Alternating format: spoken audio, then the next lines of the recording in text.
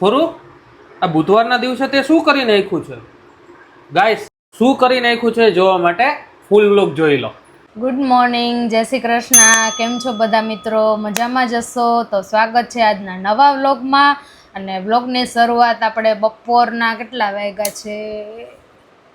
બપોરનો 1 વાગ્યો છે. એટલે સવારમાં થોડુંક કામ હોય અને આજે મનસ્વીને ઓજસ છે ને મસ્ત મજાનો ડાન્સ કરતા હતા, તો અમે એના વિડીયો ઉતારવામાં ને જોવામાં ને બધી વાતો કરવામાં ને એમાં થોડાક બિઝી હતા, એટલે કંઈ વિડીયો લેવાનો ટાઈમ ના મળ્યો. અત્યારે જો નાહી ધોઈને ફ્રેશ થયા છીએ ને રસોઈ અત્યારે આપણે બની ગઈ છે. અત્યારે મનસ્વીને જો નાહી ધોઈને ફ્રેશ કરાવી છે ને હું ફ્રેશ થઈ ગઈ છું. હજી વાળ તો જો એકદમ મારા ભીના છે, ગૂંચ કાઢવાની બાકી છે. હવે મનસ્વીને ખવડાવીને સૂઈ જાય ને પછી મારું કામ પતાવવાનું છે. ને હજી થોડા કપડાનું કામ છે તો એ બધું પતાવશું. એટલે હમણાં થોડુંક વરસાદી વાતાવરણ છે એટલે કપડામાં બહુ પ્રોબ્લેમ થાય, એટલે ખુરચીમાં બધા આડાવડા કરવા પડે. ને આ બાજુ અમારા મનસ્વી બેન બેસી ગયા. શું કરો મેડમ? હાય કર દો. હાય, હેલો, જેસી જેસી જેસી જેસી કરો. હા, જોયો ને નખરા તો એટલા કરે ને એના. અત્યારે જો મનસ્વીને રેડી કરી દીધી છે, હવે ખાલી હેર ઓડાવવાના બાકી છે. ને આજે સરસ મજાના કપડાં પહેર્યા છે, એકદમ છોકરાનો લુક આવે છે મનસ્વીને. હા, હેર ઓડાઈ લ્યો. હા, હેર ઓડાવવાનું કઈ એટલે ઓરાવાય પડે. કાદિકા સુઈ જાવ હોય તો પછી વિખાઈ ના જાય, હેર વિખાઈ જાય ને. હા, તો પછી ના ઓળવાના હોય. અત્યારે સ્ટેન્ડ અપ થાતો, તારો વાવા બતાવતો. સ્ટેન્ડ અપ થઈ જાવ. હા, તાજે તો છોકરો છોકરો લાગે છે ને કાનો. પછી મમ કેમાં ખાવું દીકાને? મમ મમ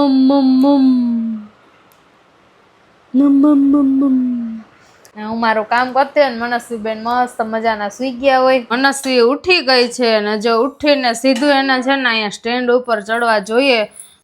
ગમે ત્યારે સવારે ઉઠે કે અત્યારે ઉઠે કે મને કિચનમાં જોવે ને એટલે એને છે ને સ્ટેન્ડ ઉપર ચડવું હોય. ને જો અહીંયા મેં ગોળ કાઢ્યો છે એટલે ગોળ ખાવાનું ચાલુ કરી દીધું છે. નકરો ખાવો છે? હાલે ભાવે? હા, મનસ્વીને છે ને ગોળ બહુ ભાવે, પણ હું લિમિટમાં જ આપું, કારણ કે હજી નાની છે એટલે બહુ ગળ્યું એને અપાય નહીં. એટલે આવું કંઈક બનાવતા હોય ને કાઢ્યું હોય તો પછી એને જોઈએ. અત્યારે એના માટે બનાવું છું રાગીનો શીરો. ને અહીંયા અમારા મેડમે ગોળ ખાવાનું ચાલુ કરી દીધું. વિડીયો પોઝ કરીને ડબલું લઈ લો, બાકી 2-3 ચમચી તો આરામથી ખવાઈ જશે. નહીં ખવાઈ જશે ને? જો સ્ટાઇલ જોવો એની, જો જો છે ને. બસ કર. શીરો સરસ મજાનો રેડી થઈ ગયો છે. તો ચલો મનસ્વીને ખવડાવીને આ બાજુ જો વાસણ પડ્યા છે તો એ ગોઠવવાના છે અને કપડાં ઇસ્ત્રીમાં દેવાના છે, તો એ બહાર જવાનું છે. તો ફટાફટ બધું પતાવી લઈએ.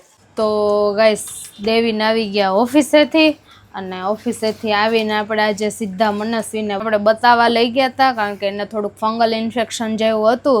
તો બતાવીને આપણે આવ્યા છીએ. અને જો આ બાજુ આપણે તુલસીજી સુકાઈ ગયા હતા તો એના 2 રોપ લઈ આવ્યા છીએ આ વખતે. એટલે દેવીને જો બધું વાવે છે. ગયા વખતે એમ કહેતા હતા કે મારા હાથે ઉગે, મેં એવું કીધું પણ ખબર નહીં ના ઉગ્યા. એટલે આ વખતે છે ને આપણે નવા તુલસીજી મસ્ત છે ને અત્યારે એમ લીલા છમ મસ્ત ના છે. પેલું વરસાદી વાતાવરણ છે ને એટલે રોપ બી મસ્ત ના આવે છે. હા, સરસ. એટલા ગ્રીન આખી ગેલેરી છે ને આમ ગ્રીનરી થઈ ગઈ આપડી. 5 કુંડા છે રાખેલા.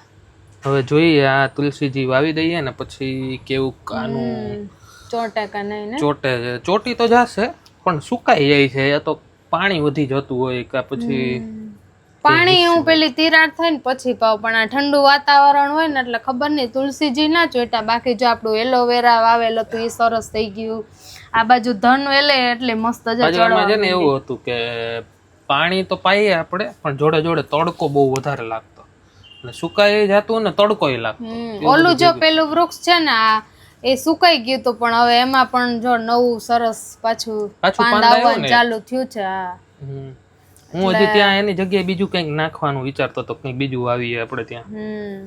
જોઈએ હવે થાય તો એ ઠીક છે. હા, અને થોડુંક આમાં વૃક્ષમાં છે ને આપણે સમજવું પડે કે ભાઈ કઈ સિઝનમાં કેવી રીતે છોડનો ઉછેર કરવો, એવું બધું કર્યા રાખીએ તો વાંધો ના આવે. એટલે થોડી થોડી આઈડિયા આવે છે, તો એ ધ્યાન રાખતા અમુક વસ્તુ નથી મેળ આવતું. એટલે હવે જોઈએ તુલસી માતા.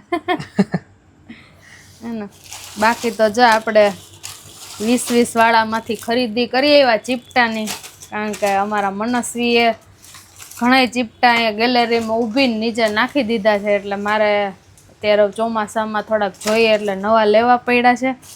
તો એ બધી ખરીદી કરી ને હજી કાંઈ રસોઈનું મેનુ નક્કી થયું નથી. એટલે હવે શું બનાવવું ડેવિન? કરીએ કંઈક આપણે રસોઈનું ડિસાઈડ કરશું કે આજે ફાસ્ટ કરી લેવું. ફાસ્ટ તો ના મેળ આવે ભાઈ, સવારે ખાધું ન હોય સરખું એટલે ડેવીને બપોરે ફાસ્ટ કરી લીધું હોય ને એટલે એને અત્યારે ના મેળ આવે. બાકી અત્યારે ફાસ્ટમાં ચાલત તો આપણે કંઈ બનાવવું ના પડત. ફાસ્ટ ના મેળ આવે. અમારા મનસ્વી બેન જો સામે દેખાય ઓજસના ઘરે આટા મારે છે જો. એટલે એ મેડમ રમે છે ત્યાં આપણે રસોઈનું મેનુ નક્કી કરીને ફટાફટ રસોઈ બનાવી નાખીએ. આ બાજુ છે ને મનસ્વી ને ઓજસ બહુ મસ્તી કરતા હતા ને હેરાન કરતા હતા ને, એટલે ઓજસના મમ્મીએ જો બેયના હાથમાં છે ને બેલ્ટ બાંધી દીધો.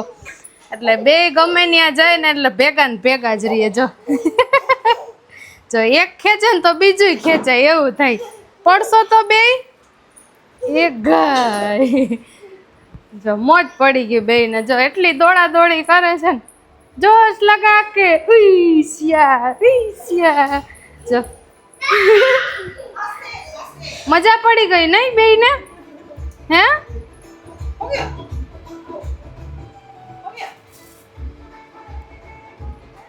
भाभी को परेशान कर रहे थे ना, तो भाभी ने ये जुगाड़ लगाया. नहीं? हाँ, अभी ओजस को वापस बांधना है. हाँ,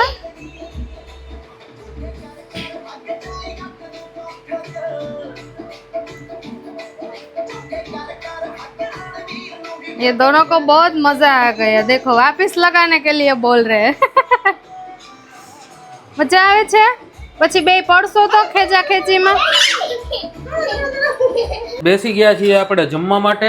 જમવામાં છે ને આજે ફોરુએ બનાવ્યું છે મગનું શાક છે, લોટવાળા મરચાં છે અને કેરીનો રસ અને રોટલી ખાવાની છે.